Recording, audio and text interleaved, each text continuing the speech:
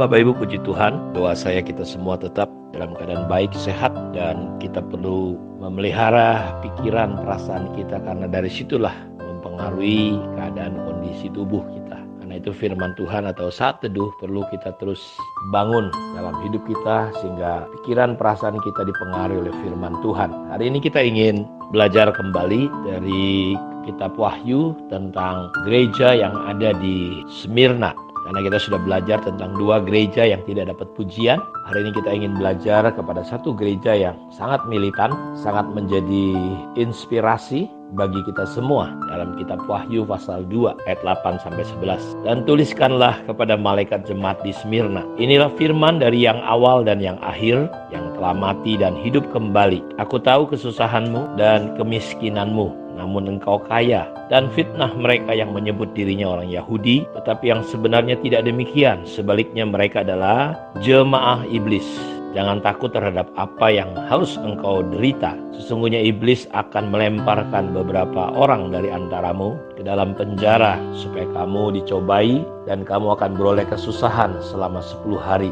Hendaklah engkau setia sampai mati, dan aku akan mengaruniakan kepadamu mahkota kehidupan. Siapa bertelinga, hendaklah ia mendengarkan apa yang dikatakan Roh kepada jemaat-jemaat. Barang siapa menang, ia tidak akan menderita apa-apa oleh kematian yang kedua. Kata Smyrna diambil atau bahasa aslinya menggunakan kata smurnaios. Kata ini berasal dari kata smurna yang artinya mur atau mir. Kalau kita tahu Bapak Ibu, mur salah satu persembahan yang dipersembahkan kepada Yesus ketika dia lahir, dibawa oleh orang-orang Majus. Mereka bawa emas, kemenyan, dan salah satunya adalah mur ketika Yesus lahir pada waktu itu. Dan ketika dia disalib, saudara tahu, dia diberi dalam Markus 15 ayat 23, lalu mereka memberi anggur bercampur mur kepadanya, tetapi ia menolaknya. Jadi kalau kita perhatikan, mur ini sangat berkaitan dengan kelahiran, penderitaan, bahkan kematian Yesus. Dalam Yohanes 19 ayat 39 dikatakan, juga Nikodemus datang ke situ. Dialah yang mula-mula datang waktu malam kepada Yesus. Ia membawa campuran minyak mur dengan minyak gaharu, kira-kira 50 kati beratnya.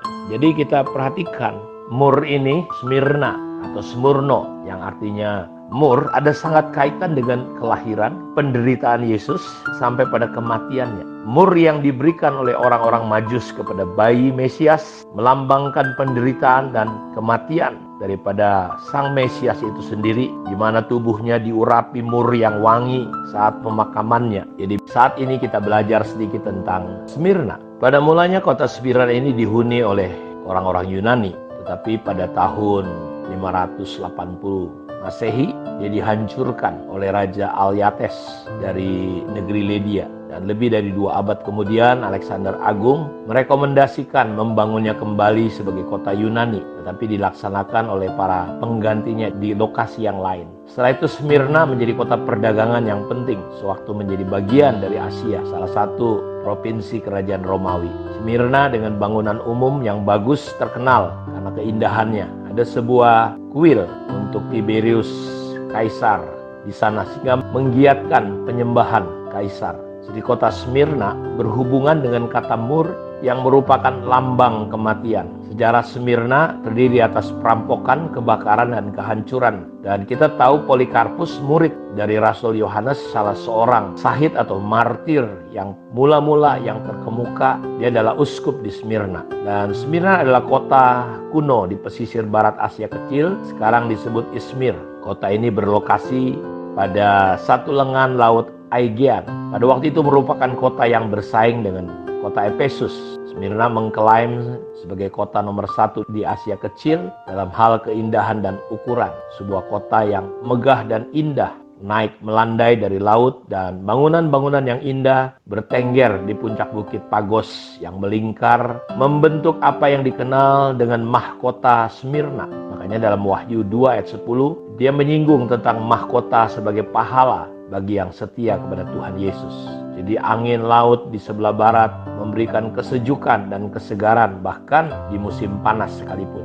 Dari permulaan bangkitnya kekuasaan Romawi, bahkan sebelum masa kejayaannya, Smyrna sudah menjadi sekutu yang setia untuk kerajaan Romawi. Jadi kemungkinan besar jemaat Smyrna didirikan oleh Rasul Paulus dalam perjalanannya yang ketiga, sekitar tahun 53-56 Masehi. Dalam Kisah Rasul 19 ayat 10 yang menempati sehingga semua penduduk Asia mendengar firman Tuhan, baik orang Yahudi maupun Yunani. Polikarpus kemungkinan adalah uskup pertama dari gereja Smyrna pada waktu itu, dan dia merupakan murid Yohanes yang setia sampai mati. Sejarah gereja mencatat bahwa Polikarpus meminta pemerintah setempat, karena pada waktu itu tahun 155 Masehi ketika dia menolak menyatakan bahwa Kaisar adalah Tuhan. Jadi pada waktu itu Kaisar minta dinyatakan sebagai Tuhan dan Polikarpus menolak. Maka dia dibawa dan dia bersumpah seandainya Polikarpus, pada waktu itu Kaisar prokonsul karena dekat dengan Polikarpus, minta supaya kalau saja Polikarpus mau bersumpah menolak bahwa Yesus adalah Raja dan Tuhan, maka dia akan dibebaskan. Tapi ini jawaban yang luar biasa dari Polikarpus. 86 tahun aku melayani dia dan dia tidak pernah menyakiti hatiku sekalipun. Bagaimana mungkin aku dapat menghujat Raja dan Juru Selamatku? Dan akhirnya Polikarpus dibakar hidup-hidup. Dalam kitab Wahyu, Smyrna adalah jemaat Kristus yang kedua di antara ketujuh jemaat Kristus di Asia Kecil yang menerima pesan yang ditulis oleh Yohanes atas bimbingan Tuhan Yesus. Jemaat Smyrna dikatakan miskin, tetapi secara rohani mereka sangat kaya. Mereka diuji melalui kesengsaraan, penganiayaan, dihujat oleh beberapa orang yang mengaku diri orang Yahudi, tetapi sebenarnya adalah jemaat iblis.